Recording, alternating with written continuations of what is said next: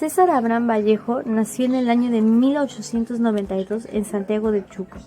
Esta ciudad estaba escondida y era de muy difícil acceso, debido a que ésta se encontraba en las alturas de los Andes. Era una pequeña ciudad rural donde predominaban los mestizos. La familia de Vallejo fue muy extensa. Él fue el último de 12 hermanos. Sus padres fueron Francisco de Paula Vallejo y María de los Santos, los cuales fueron hijos de curas españoles. Los familiares más cercanos a Vallejo contaron que él de niño ya presentaba un interés por la literatura. Su linaje, a pesar de ser humilde, fue pudiente, puesto que su padre fue el gobernador de su pueblo. Asimismo, en Trujillo se le reveló la literatura de su época, gracias al grupo de escritores más conocido como Los Bohemios, que era dirigido por el conocido filósofo Antenor Orrego. Además, estaba conformado por muchos más artistas, literatos y políticos universitarios. Pero, además, cultivó la obra de Walt Whitman, Paul Verlaine y los simbolistas franceses. A comienzos del año 1918 marchó a Lima, donde empezó a publicar su primer libro, Los Heraldos Negros. En conclusión, se puede exhibir diferentes procesos y puntos clave que tuvo el poeta y escritor César Vallejo. Asimismo, uno de ellos fue que transcurrió una parte de su vida en Santiago de Chuco, un lugar que lo dejó marcado puesto que vivió diferentes etapas de su vida ahí. César Vallejo nos esclarece la perseverancia al lograr nuestros objetivos, incluso con la falta de recursos que presentó en su vida.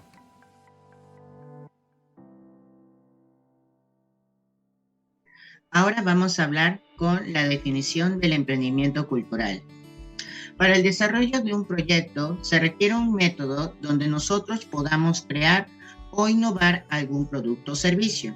El emprendimiento es uno de los procesos que se usa para la creación de nuevos proyectos, pero cuando se habla en el punto cultural se relaciona con la mente humana y las capacidades creativas artísticas como la danza, el teatro, entre otros, para así tratar de transmitir el significado del tema que va a consistir dicho proyecto. Según Guimarán Rivera, en el año 2020, el emprendimiento es un proceso de desarrollo o avance económico capaz de desarrollar las diferentes cadenas productivas para el aumento económico y también para el entorno general, desde el Estado, la sociedad civil, entre otros, a partir de diversos retos sociales, formando así diversas iniciativas para el desarrollo de nuevos proyectos.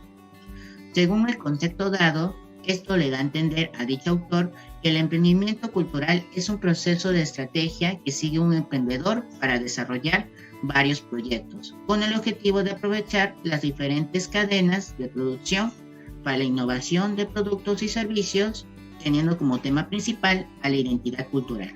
Eso es el concepto que él considera Guimarán Rivera.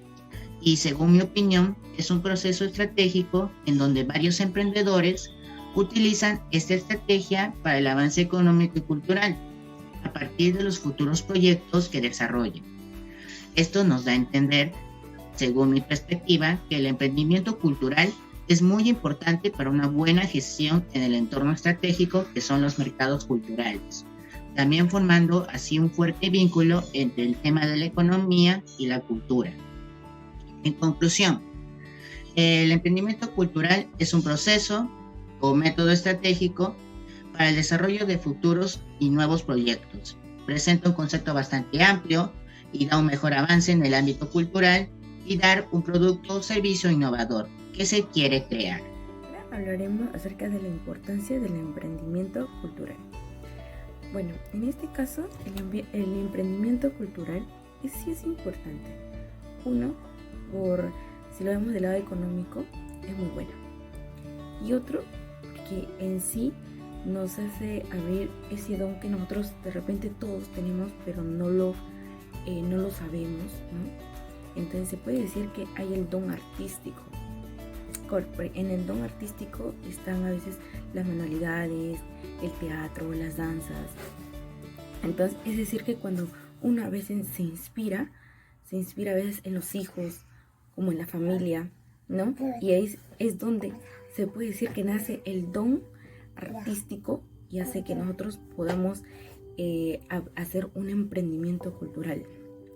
Es decir, que sí es importante el emprendimiento cultural y nos ayuda en muchos aspectos. Nos ayuda a ser un poco más responsables, nos ayuda a ser más unidos, y creo que es una parte que cualquier persona sí puede abrir ese don, ¿no? Le llega poder, como decía, hay ese don. Entonces a veces nosotros también con nosotros mismos, sin darnos cuenta, nos damos cuenta, ¿no? De que si lo vemos, ¿no? En el lado artístico, nos damos cuenta que sin querer sacamos muchas cosas, y eso hace que nosotros podamos emprender algo cultural, ¿no? O nos podemos unir a un equipo, por ejemplo, de danza, o un teatro, ¿no? Y en un teatro, o como en danza, o como un emprendimiento, si quieres juntarte, ¿no? Y poder emprender, como se dice, siempre va a haber más de 2 personas, y eso hace que seas un poco más unido, ¿no? Y poder también socializar, conocer a la otra persona, de dónde viene, y poder conocer un poco más de su origen. Entonces decimos de que en sí es importante el emprendimiento cultural, ya que nos abre muchas puertas, digamos. Eso sería todo. Gracias.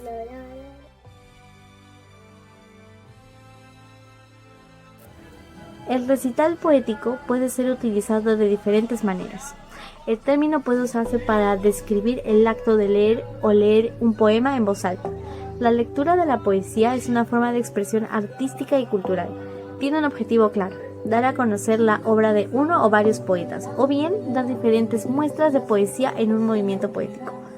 La recitación es la manifestación oral de un texto escrito, acompañada por gestos y movimientos que nos van a ayudar a complementar nuestra interpretación. En un recital poético vamos a encontrar lo que es la rima, el ritmo, etc. Además, el recital poético es considerada una forma de motivar a la lectura. Esta es muy poco usada, lamentablemente, en la educación. Es sabido que a veces el género de la poesía para los estudiantes es difícil. Por esta razón se debería usar más. El recital poético es muy importante, puesto que no solo nos va a implementar el incentivo por leer, nos va a implementar el amor por la lectura, porque sirve como método educativo para las diferentes materias de literatura, lenguaje, etc. Y además, este se puede implementar en los diferentes niveles de educación.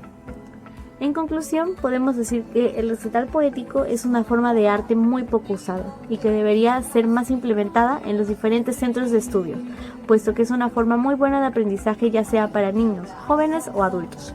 Asimismo, este nos va a dar a conocer los diversos poemas impactantes que nos van a ayudar a aumentar nuestro léxico, haciéndonos más cultos y ampliando nuestro vocabulario.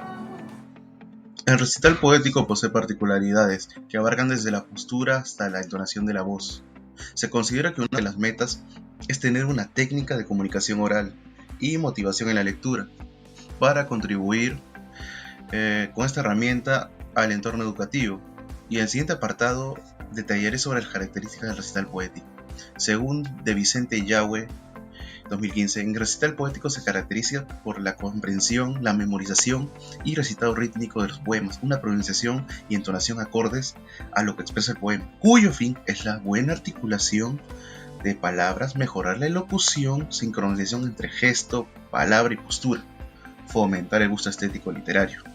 Desde otro punto de vista, Morote, 2012, expresa que otras características pueden ser la dramatización, la alta entonación de la voz, una perfecta dicción, trabajo cooperativo entre palabra y cuerpo, cuyos objetivos serían superación de las barreras psicológicas, fomentar el hábito de la lectura, utilización de códigos visuales y auditivos y la formación del yo poético.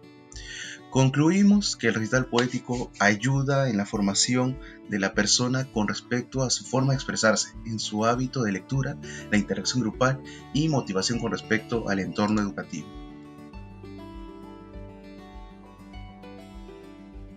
Ahora veremos la libertad estética de la obra. Dentro de este pequeño relato apreciamos lo que César Vallejo, nuestro querido autor, trascendió a lo largo de su vida, y asimismo lo que podemos contrastar en él mediante lo que sucedió en su vida. Asimismo podemos verlo mediante sus poemas intrínsecos y lo que él nos llega a dar a entender.